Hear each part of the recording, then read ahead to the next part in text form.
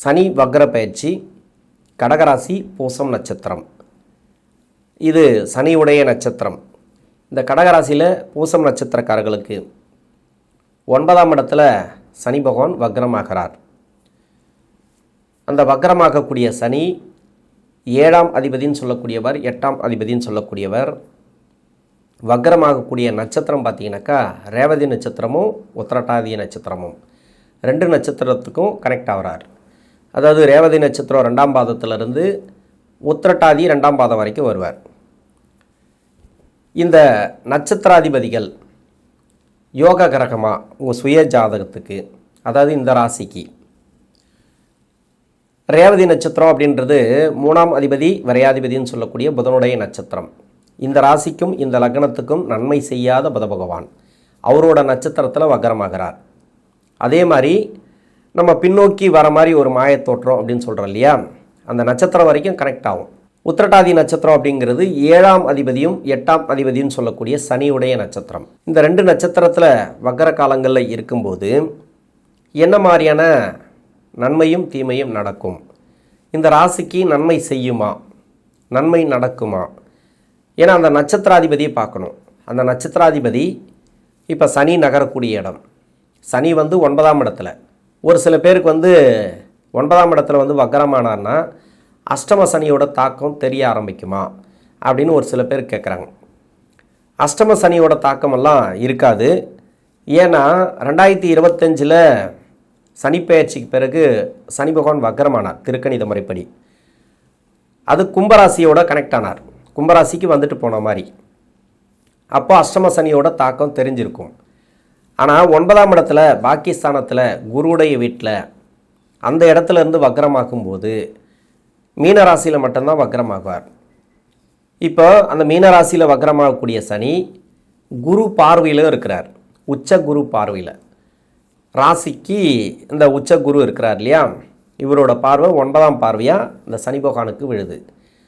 இது ஒரு நல்ல ஒரு மாற்றங்களை கொடுக்கும். அதாவது நிறைய பேருக்கு அந்த சனி வக்ர காலங்கள் அப்படிங்கிறது கஷ்டத்தை கொடுக்குற மாதிரி இருந்துச்சுனாக்கா இந்த குரு பார்வை அதை நிவர்த்தி பண்ணும்.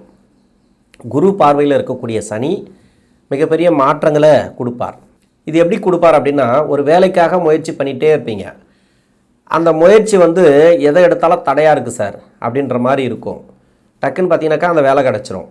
அது மாதிரி நிறைய போராட்டங்களை கொடுத்து வெற்றி வாய்ப்புகளை கொடுக்கக்கூடிய காலம் இது. மெயினாக எப்படி சொன்னாலும் இந்த வக்ர காலம் அப்படிங்கிறது பெரிய கஷ்டங்களை கொடுக்காது இந்த கடகராசிக்கு. இப்போ தசாபுத்தி ரீதியாக பார்த்தோமானால் இந்த பூசம் நட்சத்திரம் அப்படிங்கிறது சனியுடைய நட்சத்திரம். தசா காலங்கள் 19 வருடம். என்னோட கணக்குப்படி நான் 10 வருடம் நான் எடுத்துக்கிறேன்.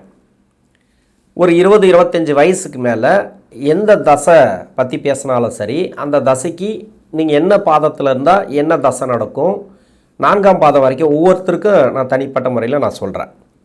22 வயசுக்குள்ளே மட்டுமே பொதுவாக ஒரு பலனாக எடுத்துப்போம். ஏன்னா 22 வயசு வரைக்கும் பெரிய பாதிப்புகளை கொடுக்காது. ஏன் கொடுக்காது அப்படின்னாக்கா, அவயோக தசைகள் ரொம்ப கஷ்டப்படக்கூடிய தசைகள் இருந்தால் மட்டும்தான் உங்களுக்கு கஷ்டத்தை கொடுக்கும். அதாவது சுய ஜாதகத்தில் தசா நடத்தக்கூடிய கிரகம் ராகு கேதுவோடு சேர்ந்திருந்து, இன்னொன்று அவயோக கிரக நட்சத்திரம் இல்லை அவயோகம் செய்யக்கூடிய கிரகத்தோடு இருந்தால் மட்டும்தான் ரொம்ப மோசமான டைம் அப்படின்னு சொல்ல முடியும். மற்றபடி மறைமுக சுப தொடர்பு, ஏன்னா அடுத்தடுத்து வரக்கூடிய தசைகள் உங்களுக்கு நன்மை செய்யக்கூடிய தசைகள் கிடையாது கடகராசிக்கு ஒவ்வொரு வயசுக்கும். அப்போ அந்த தசைகள் எப்படி இருக்கும், அப்போ அந்த தசைகளை நம்ம எப்படி சமாளிக்கிறது? அப்போ கடகராசியில் இருக்கிறவங்க நல்லாவே இல்லையான்னு கேட்டிங்கனாக்கா நல்லா இருக்கிறாங்க. கடகராசியில் இருக்கக்கூடியவர்கள் வெளிநாட்டில் சூப்பரான வேலையில் இருக்காங்க. 5 லட்ச ரூபா சம்பளம் அந்த லெவலில் இருக்கிறாங்க. அப்படி பிஸியாக இருப்பாங்க. ஏன்னா சுக்கரதசெல்லாம் அப்படி வச்சுன்னு இருக்கு அவங்கள. ஆனால் வளர்ச்சி இல்லாமல் வச்சுன்னு இருக்கும், நிம்மதி இல்லாமல் வச்சுன்னு இருக்கும். அவ்வளோதான். பணமாக வரும் ஒரு சில பேருக்கு மட்டும், எல்லாருக்கும் சொல்லலாம். அந்த சுய ஜாதகத்தை பொறுத்து. அதுக்காக கடகராசியில் கஷ்டப்படக்கூடிய தசையே வருது அப்படின்னு சொல்ல முடியாது. ஏன்னா பிறவி கர்மா அப்படிங்கிறது நமக்கு வாழ்கிறதுக்கு உண்டான என்ன வழியோ அதை கொடுத்துட்டு தான் அது கஷ்டத்தை கொடுக்கும்.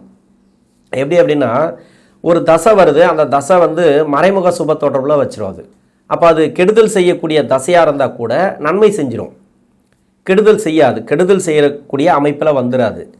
அது மாதிரி தான் அடுத்தடுத்து வரக்கூடிய தசைகள் உங்களுக்கு அப்படி தான் இருக்குது. இப்போ பூச நட்சத்திரம்னாக்கா இதுக்கு அப்புறம் பார்த்தீங்கன்னாக்கா உங்களுக்கு பிறப்பு தசை அப்படின்னாக்கா சனி தசை, அதன் பிறகு புதன் தசை. புதனெல்லாம் வந்து நன்மையே செய்யாது. கேது அமர்ந்த இடத்த பொறுத்து அது வந்து எந்த வீட்டில் இருக்கோ அந்த வீட்டதிபதி மாதிரி செயல்பட ஆரம்பிக்கும். அது புதனோட சேர்ந்து தான் உட்காரும். அப்படியே பார்த்தீங்கன்னாக்கா புதனோட வீடு அது மாதிரி நிறைய பேருக்கு இருக்கும். அதுவும் புதனோட தன்மையில் எடுத்துக்கும். இல்லைனா சுக்கரனோட வீட்டில் போய் உட்காரும். அப்படி பார்த்தீங்கன்னாக்கா சுக்கரனோட தன்மையில் அது வந்து பண்ண ஆரம்பிக்கும். அப்படியே தொடர்ச்சியாக ஒன்று புதன் ப்ளஸ் வந்து கேதுவாக இருக்கும், இல்லைனா கேது ப்ளஸ் வந்து சுக்கரனாக இருக்கும். எப்படி பார்த்தாலும் 24 வருஷம் இல்லைனா 25 வருஷம் ஒரே அமைப்பில் இருக்கும். புதனோட வீடுகளில் உட்காந்துதுனாக்கா சனி தசைக்கு பிறகு அப்படியே 24 வருஷம் புதன் என்ன செய்யணுமோ அதைத்தான் செய்யும். சுக்கரனோட வீட்டில் உட்காந்துதுனாக்கா சுக்கரன் என்ன செய்யணுமோ அதைத்தான் வந்து 27 வருஷம் செய்யாது. 20 + வந்து 7 27 வருஷம் செய்யும். அதாவது சுக்கரனோடு சேர்ந்து சுக்கர தசை மாதிரி அது இது மாதிரி தான் இருக்கும். அப்போது நம்ம வாழவே முடியாதெல்லாம் கிடையாது, கஷ்டத்தையே கொடுத்துட்ருக்கோம் அப்படின்லாம் கிடையாது. எப்படி பார்த்தாலும் எந்த ஒரு கிரகமும் மறைமுக சுப தொடர்பில் உக்காந்துச்சுன்னா அருமையான உங்களுக்கு நல்ல ஒரு மேன்மையை கொடுத்துரும். இப்போ படிக்கிற காலகட்டத்தில் 22 வயசுக்குள்ளே என்னோட கணக்குப்படி பார்த்தீங்கன்னாக்கா புதன் தசை 27 வயசு வரைக்கும் நான் எடுத்துக்கிறேன்னு வச்சிங்களேன். இப்போ முதல் பாதத்தில் இருக்கிறவங்களுக்கு வந்து பூச நட்சத்திரம் 17 வருடங்கள் தசாபுத்தி இருப்புகள் இருக்குனாக்கா 17 + 17 34 வயசு வரைக்கும் புதன் தசை இருக்கும். என்னோட கணக்குப்படி 27 வரைக்கும் நான் எடுத்திருக்கிறேன். இப்போ 4ஆம் பாதமாக இருந்தீங்கன்னாக்கா 20 வயசோட கூட புதன் தசை முடியலாம். அப்போ புதன் தசை வந்தாலும் சரி இது மாதிரி அவயோக தசைகள் படிக்கிற காலகட்டத்தில் போயிடுறது நல்லது. எப்படி பார்த்தாலும் மறைமுக சுப தொடர்பில் உக்காந்துருக்கும்.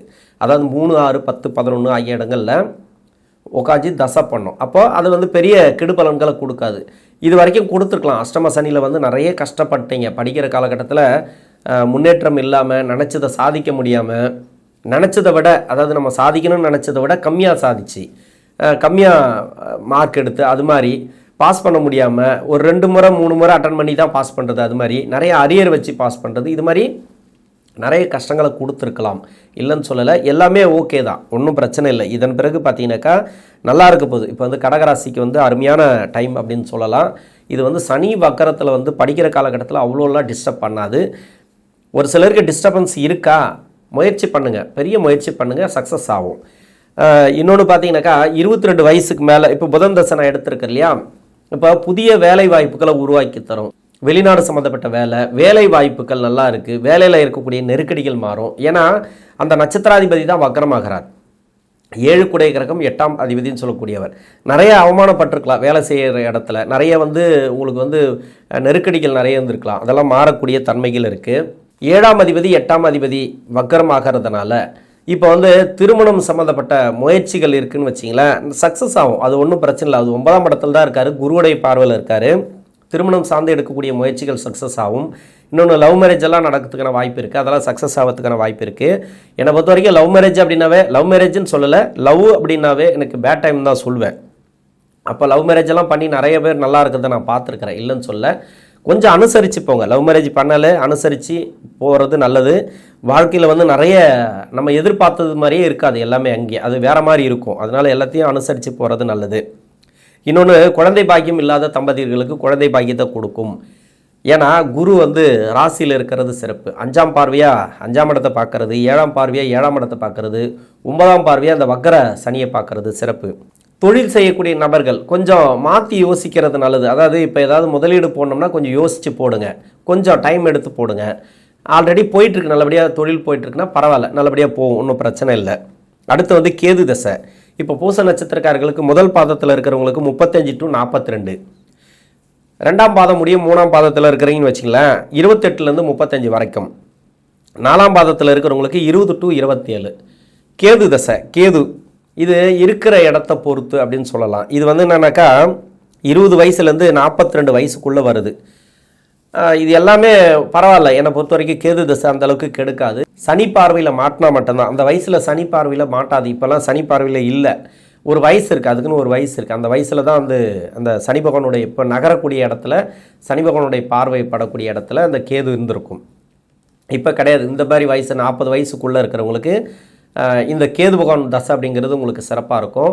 நல்ல ஒரு மாற்றங்களை கொடுக்கும். வேலை வாய்ப்பு, தொழில் இப்போ எல்லாமே நல்லாயிருக்கும் உங்களுக்கு, அதெல்லாம் ஒன்றும் பிரச்சனை இல்லை.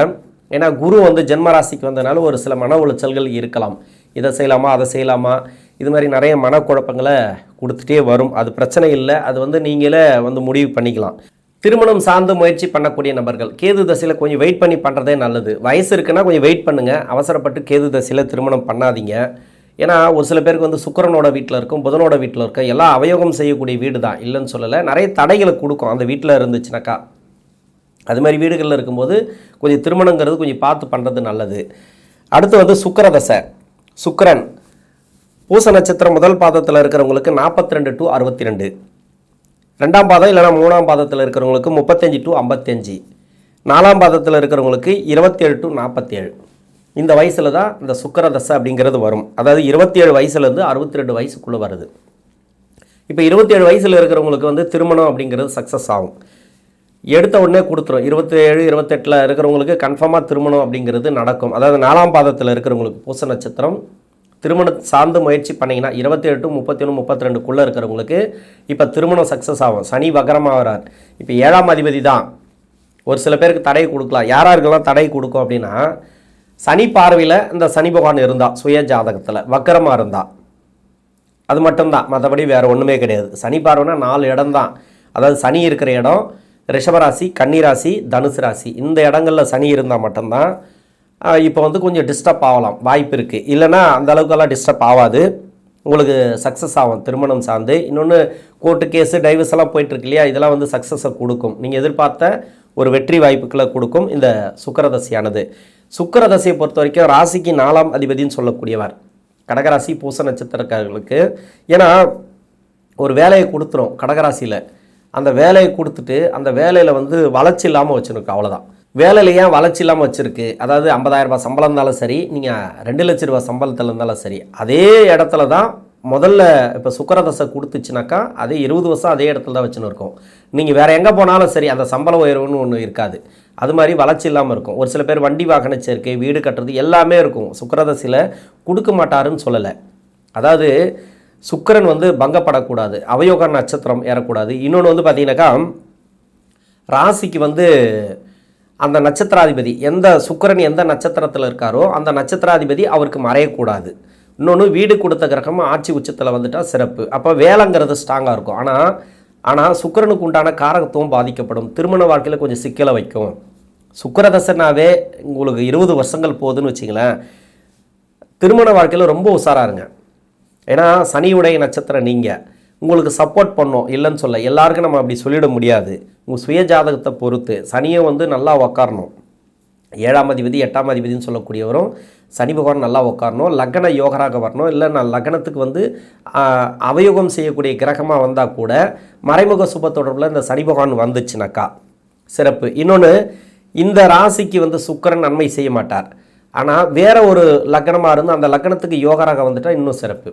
அது மாதிரி நிறைய கொடுத்துரும். கர்மா அடிப்படையில், பிறப்பு அடிப்படையில் உங்களுக்கு நிறைய மாற்றங்களை இந்த ஜாதக ரீதியாக பிறப்பு அடிப்படையில் நல்ல ஒரு வாய்ப்புகளை கொடுக்கும். இப்போ சனி வக்ரம் உங்களுக்கு நல்லா இருக்குது, சுக்கிரனோட தசையில் இருக்கிறவங்களுக்கு நல்ல ஒரு மாற்றங்கள். இப்போ சுக்கிர தசையில் இருக்கிறவங்களுக்கு ஒரு சில பேருக்கு வந்து சுக்கிரன் உச்சமாக இருந்து தசை பண்ணும், அதாவது மீன ராசியில் அந்த இடத்துல தான் இப்போ சனி போயிட்டுருக்காரு. இன்னொன்று வந்து 11ஆம் இடத்துல சுக்கிரன் இருப்பார், அவங்களுக்கெல்லாம் அது ஒன்று. இன்னொன்று நீசமாக இருந்து தசை பண்ணுறது, அதாவது புதனோட வீட்டில் இருந்து தசை பண்ணுறது. அது மட்டும் இல்லாமல் தனுசு வீட்டில் தசை பண்ணுறது, அங்கேருந்து தசை பண்ணுறது. இப்போல்லாம் சனி பார்வை ஏதோ ஒரு இடத்துல இருந்துச்சுன்னா, சனி பார்வையும் சனி நகரக்கூடிய இடத்துலையும் சுக்கிரன் இருக்குன்னாக்கா இப்போ வேலை ரீதியாக ஒரு சேஞ்சஸை எதிர்பார்ப்பீங்க, வேலை மாற்றங்களை எதிர்பார்த்துட்டே வருவீங்க. இப்போ வந்து அதெல்லாம் சக்ஸஸை கொடுக்கும். இருந்தாலும் உங்களுக்கே தெரியும் உங்களுக்கு வேலை எப்படி எடுக்கலாமா வேண்டாமா அப்படின்ட்டு. ஒரு சில பேருக்கு வந்து வேலையிலே இருக்கலாம்னு தோணும், ஆனால் அந்த வேலை போயிடும். இல்லைனா வெளிநாடாக இருந்தால் விசா ப்ராப்ளம் வரும். அது மாதிரி இடம் மாற்றி விடுறதுக்கான ஒரு பிரச்சனைகள் போகும். எப்படியோ ஒரு இடத்த மாற்றணும் அப்படின்னாக்கா ஒன்றும் விசா பிரச்சனை இருக்கும், இல்லைனாக்கா அந்த வேலை பிரச்சனை இருக்கும். வேலை மாதிரி இன்னொரு இடத்துக்கு போகிறது, இந்த விசா வந்து பிரச்சனையாகி இன்னொன்று எக்ஸ்டன் ஆகிறது. இது மாதிரியான ஒரு நெருக்கடிகளை இப்போ அந்த சனி வக்கர காலங்களில் பார்க்கலாம். எதுவாக இருந்தாலும் சரி அது பாசிட்டிவ் தான். ஏன்னா குருவோட பார்வை இருக்குது அப்படின்றதுனால, குரு ஜென்மராசியில் இருக்குது அப்படின்றதுனால நல்ல ஒரு மாற்றங்கள் தான் சுக்கிர தசையில் இருக்கிறவங்களுக்கு. இதில் திருமண வாழ்க்கையில் மட்டும் கொஞ்சம் உஷாராக இருங்க. கணவன் மனைக்குள்ளே விட்டு கொடுத்து போகிறது நல்லது. நிறைய மன சார்ந்த பிரச்சனைகள்லாம் இந்த காலகட்டங்களில் வரும். மன அழுத்தத்தை ஒரு சில பேருக்கு கொடுக்கலாம். நல்லபடியாக போயிட்டுருக்கு அப்படின்னா சுய ஜாதகம் நல்லா இருக்குது, ஓகே. இப்போ சுய ஜாதகம் சரியில்லைன்ற பட்சத்தில் நிறைய நெருக்கடிகளை கொடுக்கும். தொழில் செய்கிறவங்க வந்து கடன் வாங்கி எதுவும் பண்ண தேவையில்லை. இப்போதைக்கு உங்களுக்கு நல்லபடியாக போயிட்டுருக்குன்னா விட்டுருங்க. ரொம்ப கஷ்டத்தில் போகுது அப்படின்னாக்கா ஓரளவுக்கு சமாளிக்கக்கூடிய தன்மையை இந்த காலகட்டங்களில் கொடுக்கும். தைரியத்தை வர வச்சிங்க. ஏன்னா தொழில் செய்கிறவங்களுக்கு வந்து நிறைய பிரச்சனைகளை கொடுத்துருக்கு இந்த சனி பகவான். சமீப காலமாக கடன் பிரச்சனை அது இதுன்ட்டு கடன்லேருந்து மீண்டு வர முடியல அப்படின்லாம் இருக்கிறாங்க. இப்போ கடன்லாம் வந்து ஒரு சில பேருக்கு வந்து அந்த வரத்துக்கான வாய்ப்பு இருக்குது. கொடுத்த கடன் வர்றது, மணி லாக்காக இருந்துச்சுனாக்கா அது திரும்பி வர்றது, அதெல்லாம் வந்து நல்ல ஒரு எதிர்பார்ப்புகளை நீங்கள் பூர்த்தி செய்யலாம். அடுத்து வந்து சூரியன், சந்திரன், செவ்வாய் தசைகள், இந்த 3 தசைகளை நான் சேர்த்தே சொல்லிடுறேன். ஏன்னா ஒரே ரிப்பீட்டட் வார்த்தை வரக்கூடாது. எல்லாத்துக்குமே வேலை தொழிலுன்னு பற்றி சொல்லிட்டு இருக்கு இல்லையா, அதனால் இது எந்த வயசில் வரும் அப்படின்னாக்கா முதல் பாதத்தில் இருக்கிறவங்களுக்கு 62 to 85, 2ஆம் பாதம் இல்லைனா 3ஆம் பாதத்தில் இருக்கிறவங்களுக்கு 55 to 79, 4ஆம் பாதத்தில் இருக்கிறவங்களுக்கு 47 to 70. இந்த 47லேருந்து 85 வயசுக்குள்ளே தான் இந்த 4 பாதங்களில் இருக்கிறவங்களுக்கும் இந்த 3 தசைகளை வரும். சூரிய, சந்திர, செவ்வாய் தசைகள். இது எல்லாமே யோகா தசைகள் தான். சனி பார்வையில் அதிகமாக இருக்காது. இப்போ இருந்தால் ஒரு சில பேருக்கு வந்து இந்த மீன ராசியில் சூரியன், சுக்கிரன், புதன்லாம் இருக்கலாம், பக்கத்தில் இருக்கலாம். அப்போ அவங்களுக்கெல்லாம் 2028 வரைக்கும் கொஞ்சம் ப்ராப்ளம் இருக்குது. அந்த மீன ராசியில் ஒரு 3-4 கிரகங்கள். ஏன்னா செவ்வாயும் இருந்துச்சுன்னு வச்சிங்களேன், செவ்வாயும் கொஞ்சம் பிரச்சனையை கொடுக்கும். சந்திரன் மட்டுமே இந்த ராசியில் இருப்பார், மற்றபடி வேறு ஒன்றும் இல்லை. ஏன்னா சூரியன், செவ்வாய், இன்னொன்று சுக்கிரன், புதன், அதெல்லாம் வந்து பார்த்திங்கனாக்கா அந்த வக்கரமாகக்கூடிய நட்சத்திரம். சனி பகவான் அந்த 2 நட்சத்திரத்தில் தான் வக்கரமாகிறார். இது மாதிரியான கிரகங்கள் இந்த சனி பார்வையில் இருந்தால், இல்லை சனி நகரக்கூடிய இடத்துல இருந்தால் இந்த வேலை ப்ராப்ளம்லாம் கொஞ்சம் இருக்கிறதுக்கு வாய்ப்பு இருக்குது. மற்றபடி வேறு எங்கே இருந்தாலும் சரி அவங்களுக்கு நல்லாவே இருக்கும். உடல்நலம் சம்மந்தப்பட்ட பிரச்சனைகள்லாம் வந்து பார்த்திங்கனாக்கா இப்போ தீர்வுக்கு வரும். மருத்துவ செலவுகள் நிறைய இவங்களுக்குலாம் கூட வீட்டில் இருக்கிறவங்களுக்கு மருத்துவ செலவுகள் வச்சுட்டு வருவாங்க. இவங்களுக்கே கூட மருத்துவ செலவுகள் இருக்கலாம், அதெல்லாம் கம்மியாகும். கடன் பிரச்சனை இருந்துச்சுன்னா அந்த கடன் பிரச்சனை தீர்வுக்கு வரும். கடைசியாக வர்றது ராகு தசை. 70 வயசுக்கு மேலே, 70 வயசுக்கு மேலேனாக்கா அந்த ராகு இருக்கிற வீட்டை பொறுத்து, அதாவது பூச நட்சத்திரக்காரர்களுக்கு ராகு தசை வருதுனாவே இது எந்த வீட்டில் இருக்கோ அந்த வீட்டதிபதி மாதிரி அது செயல்பட ஆரம்பிக்கும். அந்த வீட்டதிபதி வந்து நல்ல நிலைமையில் இருந்தால் ஓகே, சூப்பர். இப்போல்லாம் வந்து ராகு தசையில் இருக்கிறவங்களுக்கு உடல்நல தொந்தரவுகள் மட்டும் உண்டு. உணவு பழக்க வழக்கங்களை கொஞ்சம் கவனமாக இருங்க. இன்னொன்று வாரிசுகளோட வளர்ச்சி நல்லாயிருக்கும். அவங்களுக்கு வேலைவாய்ப்பு, தொழில், எல்லா குடும்ப உறவுகள்லாம் சிறப்பாக இருக்கும் இந்த சனி வக்கர காலத்தில். ஏன்னா அஷ்டமாதிபதி தான் வக்கரமாகிறார். நிறைய மனக்குழப்பத்தில் இருப்பீங்க. அந்த மனக்குழப்பெல்லாம் இப்போ தீரக்கூடிய வாய்ப்புகள் அதிகமாக இருக்குது. 70 வயசுக்கு மேலே 95 வயசு வரைக்கும் வருது இந்த 4 பாதத்தில் இருக்கிறவங்களுக்கும். இந்த கடகராசியில் இருக்கக்கூடிய பூச நட்சத்திரக்காரர்களுக்கு சனி வக்கர காலங்கள் அப்படிங்கிறது தசாபுத்தி ரீதியாக நல்ல ஒரு மாற்றங்களை கொடுக்கும். நன்றி.